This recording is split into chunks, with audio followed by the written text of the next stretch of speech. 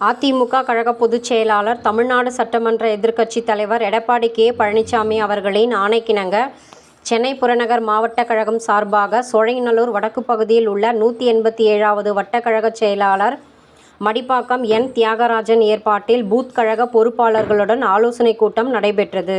இதில் சென்னை புறநகர் மாவட்ட கழக பொறுப்பாளர்கள், கழக மருத்துவ அணி செயலாளர் பி. வேணுகோபால், எக்ஸ்.எம்.பி., கழக அமைப்பு செயலாளர் கே. சிங்காரம், எக்ஸ்.எம்.எல்.ஏ. மற்றும் கழக இளைஞர் இளம் பெண்கள் பாசறை துணைச் செயலாளர் எஸ். சிவக்குமார் ஆகியோர் முன்னிலையில் மாவட்ட கழக செயலாளர்கள், முன்னாள் சட்டமன்ற உறுப்பினர் கே. பி. கந்தன் தலைமையில் நடைபெற்றது.